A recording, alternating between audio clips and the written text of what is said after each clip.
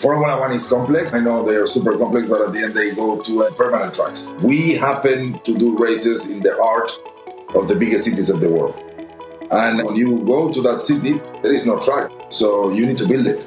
Welcome, Ecom Logistics Nation. Today we have an extraordinary guest with us who is not just breaking the mold, but he's redefining it for the better.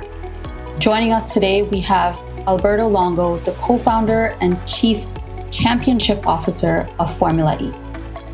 Alberto's journey is nothing short of transformational. He's gone from navigating the structured worlds of finance and law to leading a motorsport revolution that's changing how the world thinks about sustainability and mobility.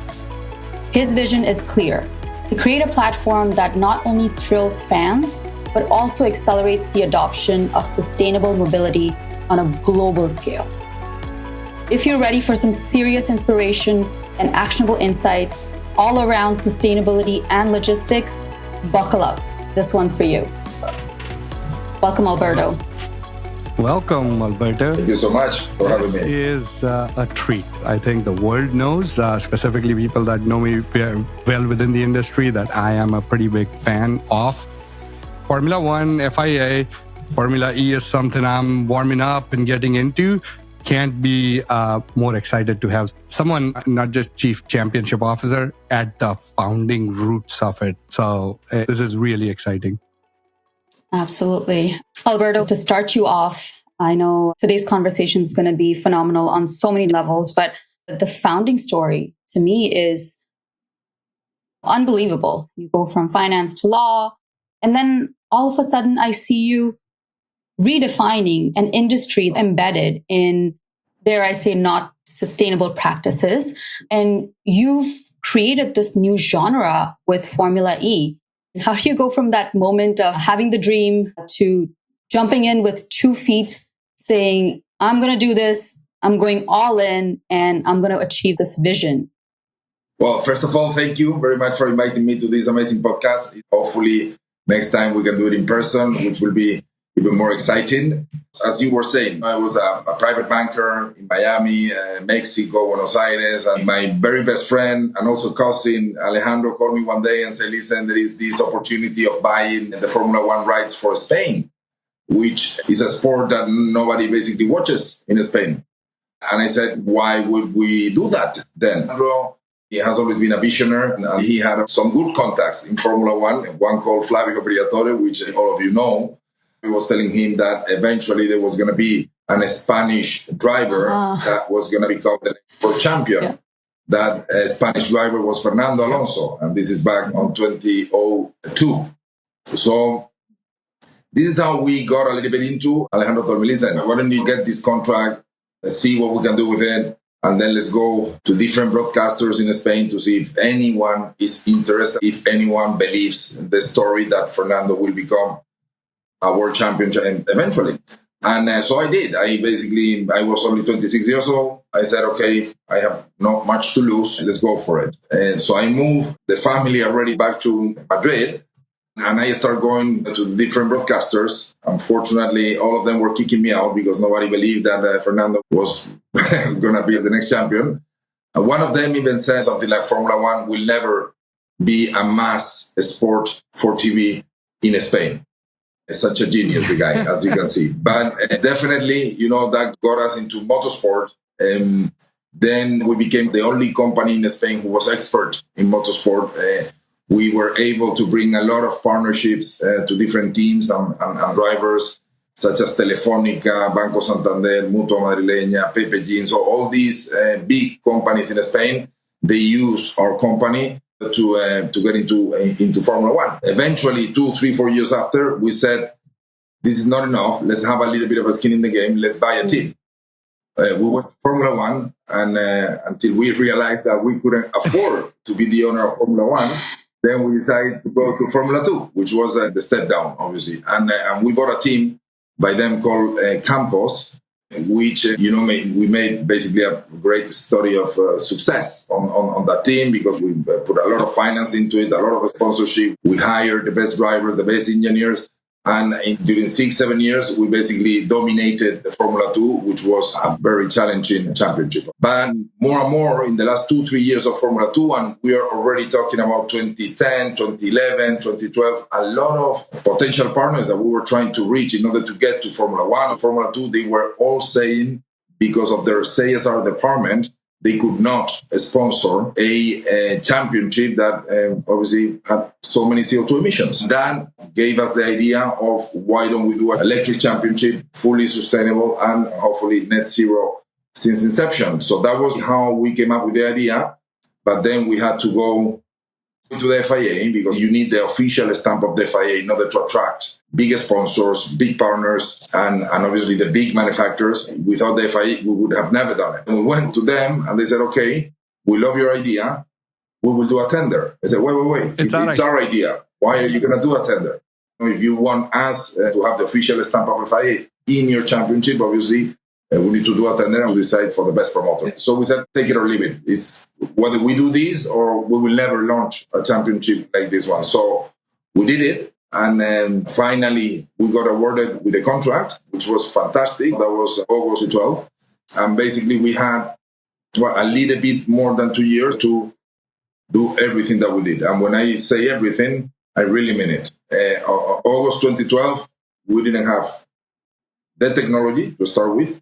There has never been before that a fully electric single-seater. Just to remind people, back in 2012, the range of a fully electric car was probably in the region of 25 to 30 kilometers. So basically, you couldn't even go to the pharmacy because on your way back, you could be already without battery. Yeah.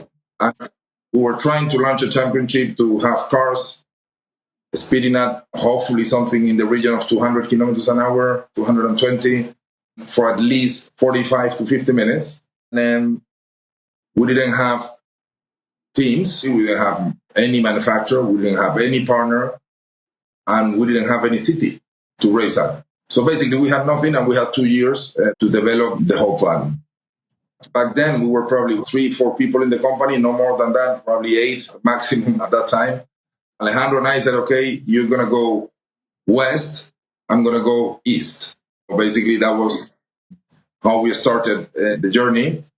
I feel very proud because only 24 months after we did the first ever race of the history of Formula E in such an amazing city as Beijing, in the bird nest. And that was a very historical and, as you can imagine, very emotional moment for me and Alejandro as well. For the audience listening in, just to give you guys an idea of the scale we're talking about, Formula E has grown to 132 races in 33 cities over the last 10 years, and it's become the fourth largest motorsport globally with over 400 million followers. That is an incredible feat, Alberto. And just to hear the story and the ups and downs and the true entrepreneurship and the startup mode that it took for you and your partners to make this happen, I mean, it's phenomenal. As you were talking through the timelines, when you initially said there aren't too many followers of the sport in Spain, in my head, I was thinking, wait, when was this?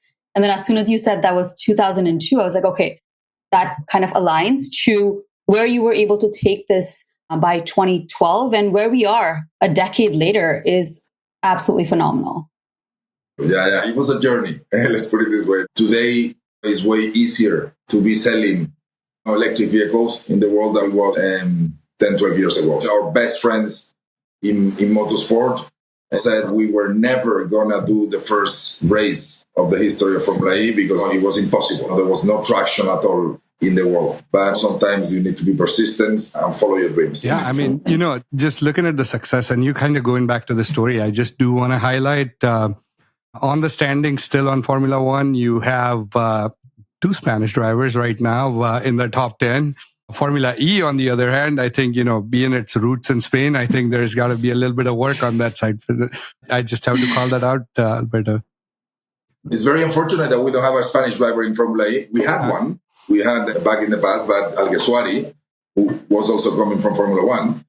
But at the end, I'm just the promoter of the championship. I'm not the owner of the teams and those amazing brands that we have as manufacturers. They are obviously deciding who the driver is, So definitely, I'm sure there is enough talent in Spain to be sitting on a Formula E car. And definitely, I believe it's going to happen sooner than later. Yeah, and you spoke about the first year you could barely go 25 kilometers on a battery. And I still remember watching it at that time and going, hey, the drivers got to jump out of one car and jump to another before they could drive off. And you get the Gen 2s and now the Gen 3s, right?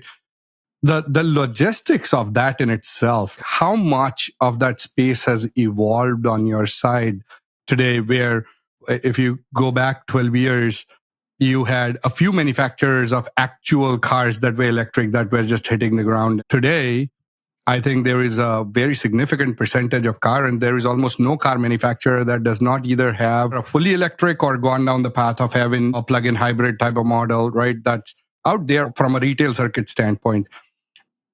And the evolution of where you are today, can you speak to how much has evolved and how early you were in that stage? It's a completely different world. I mean, 10 years in motorsport in general is a life, but in electric world is 10 lives. So basically every year you can double up the energy that you can storage in that battery. And that has been happening over the last 10 years. You were saying we needed 2 cars to complete a full race. The driver was jumping from one car to another, which was fully recharged to finish the race. So we had 2 cars that each one of them was doing in the region of 20 minutes race only, which was a miracle, by the way, because the range of those electric cars in the streets was minimal. Only for a year, we doubled the capacity of the battery in a much smaller and less volumetric and less weight battery than what we had in what we call the Gen 1, the Generation 1. So every single generation, which we change it every 4 years, has been a massive evolution in terms of battery technology. But more importantly, it's not only the battery, it's the efficiency that those electric motors and manufacturers are putting in place. You know, why did we create Formula E? Among some of the reasons, it was to create a platform for these manufacturers to showcase their technologies and to transfer that knowledge that they were getting on track to the mass market. Like, I don't know, the Nissan Leaf today is 380% more efficient than what it was when we started Formula E. Same figures in the Jaguar E-Type. So every single manufacturer today, you buy a Porsche, if you're lucky enough to buy a Porsche, you will see a boost button, which is an idea and a technology that has been developed by the manufacturers in Formula E as well. So definitely we have had a massive impact, which was exactly what we wanted in this manufacturer, and again, a massive impact in the industry, and basically making more appealing those cars for the people to have a much easier decision to choose them. Yeah, and I have to say, not just from the perspective of improving and gaining efficiency across these huge manufacturers and brands and cars, but it's basically straightforward and moving humanity forward in that perspective as well. Maybe you can tell us a little bit more about Gen 3 cars, because I was reading up on just how efficient it is and how well designed it is in terms of reducing the charging time, improving the efficiency, using regenerative braking, extending the drive times, etc. That car specifically has already broken all sorts of records, if I'm not mistaken. So we are talking about the future of where we're going to see the overall mobility space, where Formula E is taking it. Yeah, we wanted to have a championship in which the manufacturers are focused on the technology that really matters to them for selling cars, not another aerodynamic championship. So definitely having them focus in the powertrain, that was the key element for us. And after 10 years, I can tell you that the biggest innovation that Formula E has ever had is that Gen 3 car today is capable of producing the 40% of the energy that needs while it's racing. Wow. We managed to reduce the battery to a point that you can make the car look more nimbler, more agile, more sexy, in one word. Why? Because that motor was capable of producing a lot of energy while it was racing. So basically, you don't need a 70, an 80, and 100 kilowatts battery, which will make the car a monster. You just need a very small battery of 42 kilowatts which is probably the smallest one that you could see in the streets, but it's actually performing very well because it's super mega efficient. And this is the key to success, and this is why we have brands in the championship like Maserati, like Porsche, like Nissan, like Jaguar. It almost acts like a little incubation for these car manufacturers as well, right? Where they are saying, I have my mainline products, but where am I doing the innovation is in this competitive environments to say, okay, how much can I actually push a motor, an engine, a battery, right? Like what direction can I actually take it? And how do I optimize this opportunity? One of the numbers I heard was the Gen 3 cars have about regenerate 40% of its energy through braking. I mean, that's significant, right? Out of all the energy that's required, 40% is actually coming from the braking itself. And for anyone that watches the sports, there is a lot of braking, right? So it is almost acting like an incubation, and they're saying, okay, look, cool, this is awesome. Let me see how I can mainline this into a product, because the strategies are different of how you race versus how you actually mainline something. This didn't exist and you actually created it. The efficiency is in our hearts, in our vein, is what the world needs to go for today. We need education. I love to believe that Formula E is one of these platforms that can educate people about how important is to be efficient. Exactly. And let's jump right into it, right? From a standpoint of like Formula One, you see all of these drivers. These drivers are moving. All of these cars are moving. On one day, you are in Montreal. The next, you are in Miami, or you are going to Austin. But you might also be going across the ocean. You are in Qatar. You are in Japan, right? There is so much that needs to be rebuilt as an infrastructure is concerned. And so there's got to be the logistics behind it. I started looking into what that logistics looks like. And what I realized is it's one of the greatest shows ever put on from a logistics perspective of how much things have to move from one city to another within a week's time frame, right? Like we are talking about a free practice actually starting on Fridays or sometimes Thursdays, and races, which means you finish a race on a Sunday afternoon somewhere in the world, and then a week later you are somewhere else. By Thursday, you are all set up. The cars are already on the tracks. And your challenge is even bigger. I want to hear from you on that front. These are not tracks that are established. Like you are essentially like moving. Yes, it's the 20 cities, 415 tons of freight that is moving around. Can you speak a little bit to that? The sheer scale and realization of what has to be done. Formula One is complex. I know they are super complex, but at the end they go to permanent tracks, as most of the other championships. We happen to do races in the heart of the biggest cities of the world. And you know what? When you go to that city, there is no track. So you need to build it. This is the mega challenge that we face on every single place that we race at. And our calendar normally goes from December to the end of July. Maybe we use some weeks in August as well. We do races every 2-3 weeks. We have a team of 22 people here in London. We hire more than 2,000 people on every single event that we do. We race in 5 continents, races in South America, North America, Europe, Africa, Asia, Middle East. Our equipment normally is around 300 tons of equipment that we move around the world. That includes the cars, the technology we use, timekeeping, broadcasting, all the teams, etc. 1 year ago, we were traveling the world with 3 planes and a few ships. Today, we have reduced it to 2 planes only and a couple of ships around the world as well. So we have reduced only from last year to this year, 25% the total impact of our logistics. And when I talk about challenges, I love it because sometimes you can call it opportunities as well. When we traveled the world back 12 years ago, nobody knew anything about Formula E, nobody knew anything about electromobility.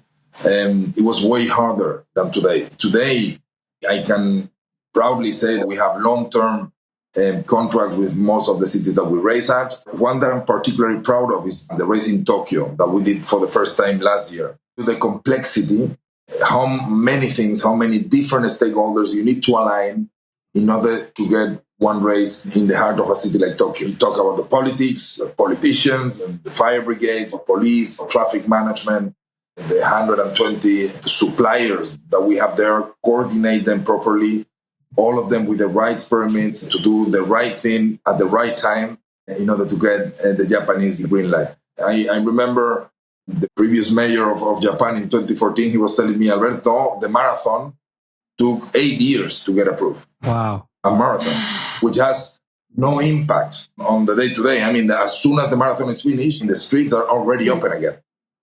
My tracks are not like that.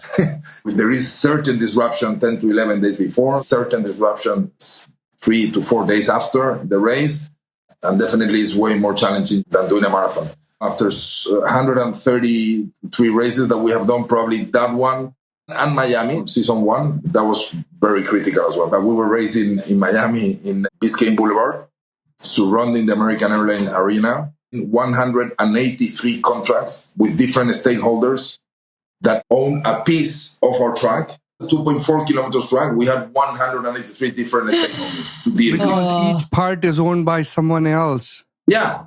You went to the parking of the American Airlines Arena, you were talking to actually private owners of that piece of parking where our garages were set. So you needed to negotiate with every single one of them to get a race going on. And if you remember, just in front of the American Airlines Arena, there is 3 different museums there. The park is divided in 10 different pieces, which one is from the county of Miami, the other one is the Miami Beach. It was a nightmare, but very positive at the end because we had an amazing race. What year was this, Alberto? 2015. Okay, so that's way before Formula One actually did the Miami race, right? Yeah. Okay. 2015, that was 10 years ago. Now, out of the 3 races, right, like between Austin, Miami, and Vegas, right, like Miami's the one that everyone looks forward to, right? So you pretty much like created that particular track per se, the street track. Yeah.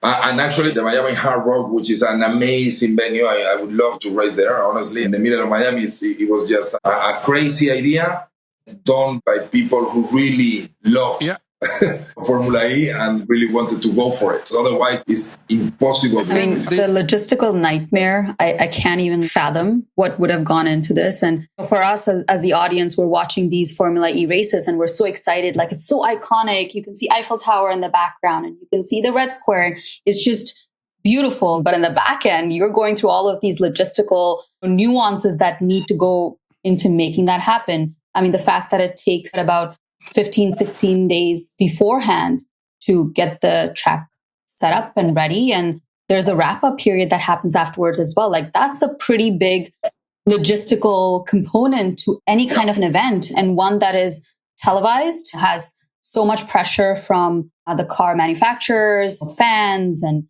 brands. There's just so much that goes into making this happen. I think, Ninaad, in the prep call, you were mentioning how DHL and Formula E are great partners in making this magic happen. I'd love to hear a little bit more about that, because I don't even know how you make that happen. I mean, I can't take batteries on an airplane. Here you are transporting battery cars across continents and cities with just 2 airplanes. That sounds quite impossible. Well, you need a very special certification. We're a little bit more complex than our brothers in this world. It's just because of what you said, Harshida. It's the batteries. Transporting batteries is a nightmare. It's very regulated, thanks God, because obviously there were some issues in the past that now cannot happen, or at least it's very well protected. You need a certification called the A99. There are very few planes in the world that have this type of certification to fly batteries. But it gets even more complicated, because if the battery is on the car, you need one certification. But if the battery is outside the car, you need a different certification. When you say, okay, just put it in or out. No, it's not that easy, because if the battery has certain damage or needs repairing or just recharging, it has to have a state of charge in between. I think it's at 25% and a 50%. If it goes 1% above or below, it won't get into the plane. As you know, the authorities will just take it out, and then your next race is compromised. So imagine the level of professionalism that we have, not only from our teams and manufacturers, but then when we get to the airport, the people at the airport, and then the people from DHL. What we do is very challenging, but now after 10 years, there is a routine, there are processes, and everybody is following them to make a big success. Touch wood, we have never had one single issue in 10 years of Formula E traveling the world with these batteries. And again, You can imagine that the legislation to land in Japan is totally different than landing in Uruguay, for example. None of them are worse or better. It's facts. There are different legislation to get in and out of, depending the country. Yeah, and every country's their level of restrictions on equipment and how you bring them. Some countries might have more regulations or more acceptance on EVs versus some countries that are in early stages of adopting these regulations. I'm guessing you're also helping these countries regulate around these things when you go to these countries, right? 10 years ago, yes, definitely. We were going to places where they didn't have protocols to move batteries around, as easy as that. Definitely, there were some countries that they saw our protocols and took them as theirs. And they said, okay, we love this. Can we take it? It's a little bit like what happened during COVID. We had very vast protocols to try to perform some races in those very hard times. For some countries, guys, give me that protocol. I will put it in place for other events in the country. And logistics during COVID were even more challenging. All those planes capable of transporting batteries were being used for medical equipment and things like that, which are obviously way more important than transporting race car around the world. But yeah, that was a big challenge. I could write a book about every single race that I have done. Oh, yeah, you should. I have a lot of stories. I think we need a Netflix documentary, don't we? Yeah. Or you might want, I don't know, you might tell us right now, has Netflix approached you about the Formula E side of the equation yet? If I tell you, I will have to kill you. I will not be surprised because there is enough drama and excitement in Formula E as I follow it. Like someone explained it to me, there is crowd engagement, almost like gamification to the sport, as if you're playing Mario Kart. I know you had certain rules taken out where the crowd could actually boost. And you spoke about the boost capability, right? Like, and so how other cars implemented. I don't think that rule's in play right now, but where the crowd could actually vote for the driver that should get the boost, that would actually end up getting the boost. So interesting. Yeah. Cool. That was one. The other one is, for me, the one that is really inspiring in Mario Kart. And that was a conversation between Alejandro and I one day on the beach, literally. It was like, why don't we do exactly this with our cars, which is basically going off the perfect line. So you remember that Mario Kart where you used to get these boxes. So why don't we do exactly the same? And by going off the perfect line, definitely you get a booster. You got this push to pass button, basically.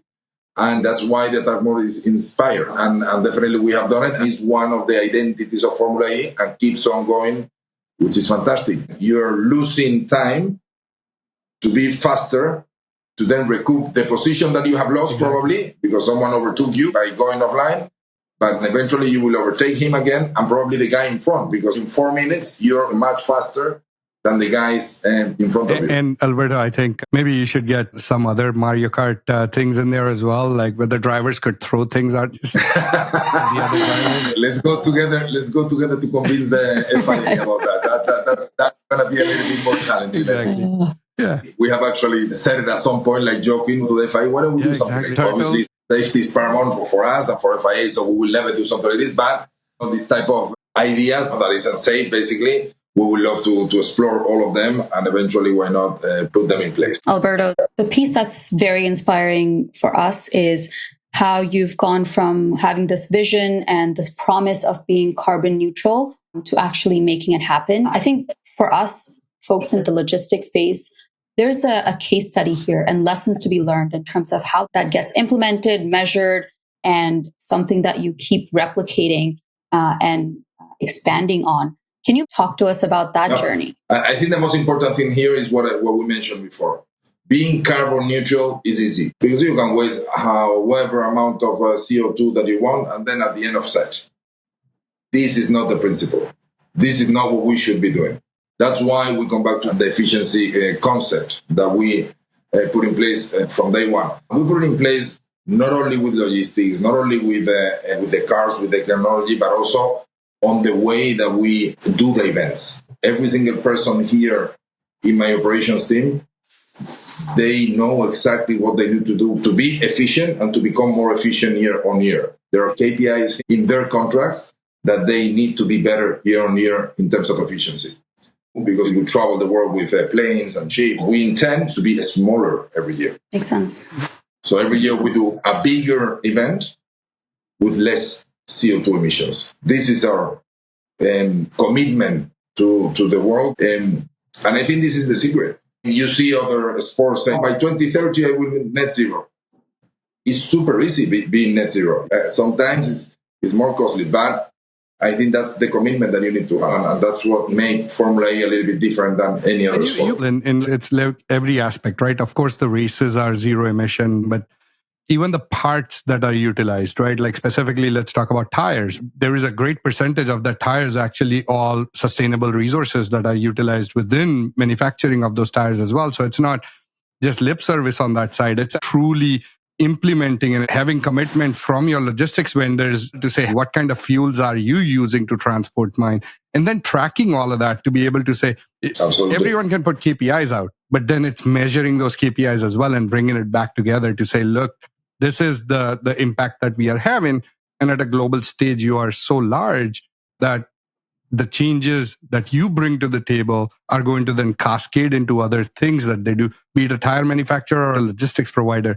They are all actually cascading into their regular practices. Definitely. On the tires, that's a great example. We use 2 tires, two set of tires per car during the whole weekend. The other championships that they use 12, 16, exactly. 20 sets of tires.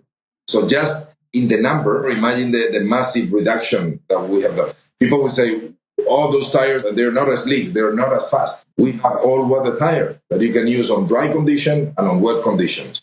So you don't need to change them. It doesn't make much sense to us. As long as all the tires are the same for all the drivers, then you still have competition out there. It doesn't really matter if they're going 3 seconds or 5 seconds slower or faster. Our technology can go 10 times faster than what we are showing probably.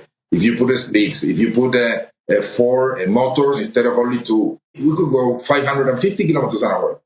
But let's use this world in a very sustainable way, because otherwise we're just going to be another one. And I think that's the key element. On tires, we kept the DNA of Formula E from day one, using as little tire as possible. And we have gone from 2 sets in day one to 2 sets that we're still using 10 years after. And probably we will go to 3 sets in another 3-4 years, and that will remain like that for another 10 years. I love the thoughtful approach. The other thing that I'll add for the audience is these tires that Alberto is talking about come from sustainable and renewable resources. There's a lot of thought that goes into each of these decisions that you're making. And in some cases, it might be too expensive or might not align with people saying, hey, this is not the fastest. But I think you are being true to the vision of Formula E, which is incredible. Alberto, for folks that are listening on the podcast and they're not watching this on YouTube, Alberto is sitting in his office right now. His back wall is all of these helmets of champions over a decade of races. And makes me want to come and see you in your office next time. So we have to make that happen. We'd love to have you share with our audience about Formula E. Let's educate the audience, and I'd love to give you the stage to teach us a bit more. Perfect. Good. So listen, to start with, obviously, talking about these helmets, this one is the one that I like most. Never forget health and safety. Oh, I love it. All the others, obviously, are champions of Formula E. They have won, when they won the World Championship of Formula E, and they always give me the helmet. They better do, otherwise they will get fired immediately. But no, jokes apart, it's very kind. It's a very unique collection, as you can imagine, because I have the champion helmet from season 1 to season 10, which is fantastic. And to educate the people a little bit more about Formula E, we probably left the sport a little bit aside, which is what makes excitement and what makes people tune in to one of the 156 broadcasters that we have in the world broadcasting live Formula E races. You mentioned it, 491 million people watched Formula E last year in another 30 countries in the world, and that they do it in streaming as well. So 157 in linear TV, another 30 in streaming. And we have more than 2 million fans in the world. We have a lot more to grow. Obviously, our sustainable angle, but the most important thing for me is the show that we put on track. What you can see there is a race in which almost every single driver has an opportunity to win that race and eventually the World Championship. Only last year, we had 5 people that could win the World Championship in the last race of the season, 5 different drivers. We do more than 200 overtakes average in every single race that we do. Let me remind the people, 45 to 50 minutes race, 200 overtakes. Wow. So basically, exciting. There is no way that you can actually go and take water in the fridge because you will miss 5 minutes of racing, which will mean probably 20 to 25 overtakes. So definitely there is a lot of action in every single one of our races.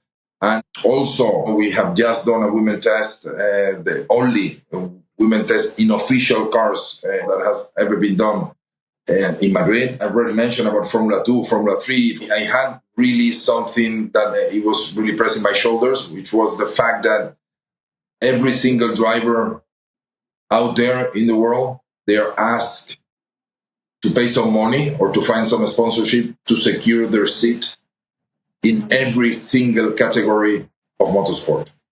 This is wrong. We're talking about an sports. The sport, you should not need money to sit on a car. It should all be about talent. The reality is that the only championship in the world that has agreed with the manufacturers and the teams that every single driver that come into Formula E is because it's talented enough and they will get a salary. They are not being pushed to pay for their seat, basically. And that, unfortunately, and you two, both big fans of motorsport, you know that happened.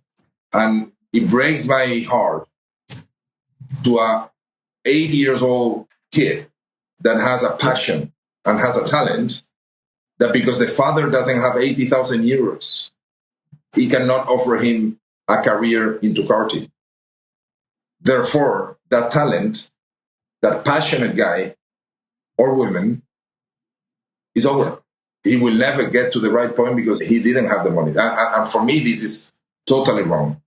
Even though we are at the top of the pyramid, I mean, obviously, our big brother, Formula One, is way bigger than us, but we're sitting up there. I think it's so important that we give this message to the world, that we need to change motorsport and make it accessible to everyone. It doesn't make any sense that we are putting those hurdles to find the talent. It's impossible to find the talent. We're just getting very wealthy people or people with a lot of contact. Yeah. What you just mentioned right there, I don't think a lot of people realize if you don't have the money, the access to the sport is fairly limited, right? And I've seen that firsthand. We sponsor ourselves karting teams and we know the cost that goes into it. At that early stage, it's not that much, but you can kind of imagine what ends up happening. And it's like, hey, if I'm sponsoring the karting team, maybe I put my son into it. That's the accessibility, right? Versus having more openness to accepting the best, right? Or the best that actually goes into it. I think that's a phenomenal thing. The way you put it into perspective, it has to draw a salary. It cannot be you pay me so that I can put you in the seat. Yeah, because at the end, if as a team principal, if I have to pay, I will choose the best one. Yeah. Instead of the one that can bring me more sponsors. Exactly. Don't get me wrong. We know that this world is very expensive. All the teams are totally aligned with this vision. The other thing is you need to keep the costs down. That's why we put a cost cap, a very straightforward cost cap. To other championships, it took them 50, 60 years to do the cost cap. For us, in the third year, we knew we had to go, in order to give access to the talent, we needed to put a cost cap. And therefore, the teams, by finding some sponsors, they could actually get a very good, talented driver that was going to receive some money instead of being forced to introduce sponsors or paying himself, which happens many, many times. I mean, unfortunately, I was part of that before with Formula 3 and Formula 2. I had the experience of sitting with some parents saying, okay, I'm going to do a mortgage in my house to give the career to my son. And it's when they said, guys, there is something wrong with this. I'm not going to be the responsible of you losing your house. Your kid can be a mega talent, but if he misses 1 year, for whatever reason, bad luck, a couple of failures here and there, you're going to lose your house. And that cannot be on me. So if you want to do this, you're going to have to go to another team. I'm not going to take it. And I really did it. back in the past. So Formula E was also born with that vision of trying to help the talent to get to this World Championship. Love it. I'm just so impressed and taken aback by all of the thought that you put into everything that you do, Alberto, and it shines through in the legacy that you're creating here. For our audience that's listening in, Alberto is real life proof that with vision and grit, the right partners, you can turn your wildest ideas into a transformational global force. Having seen the impact that Formula E is making, not just on these cars and the technology, I think there's a huge impact on how audiences are becoming more accepting of sustainability. For anyone that is waiting for the right time or the perfect time, whether you're solving a logistics challenge or your next big idea, just start. Hopefully the story has inspired you and showed you that Alberto has taken something quite impossible and he made it possible. Thank you so much, Alberto. Really appreciate it. Thank you. Thank you very much. I hope to see both of you out there listening in some of the races of Formula E. The next one is the 7th of December in Sao Paulo. Again, you're more than welcome. Definitely. I hope we can do this live at some point. We would love that. Thank you so much, Alberto. Thank you, Alberto. Thank you. Great pleasure. Thanks a lot. Bye-bye.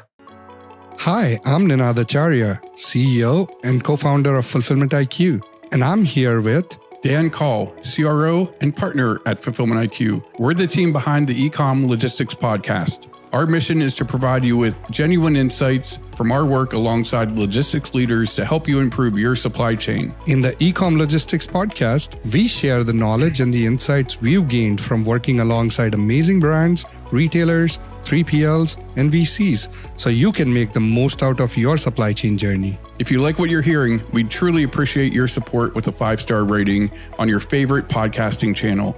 Your feedback not only keeps us going, but also helps others find the podcast. If you think Fulfillment IQ can assist you, or if you have an idea related to logistics, just reach out to us on LinkedIn. We're always up for a chat and ready to explore new possibilities together. Stay tuned to the Ecom Logistics podcast on your favorite podcast platform for fresh and practical insights into e-commerce and logistics. Until next time, let's keep making a difference.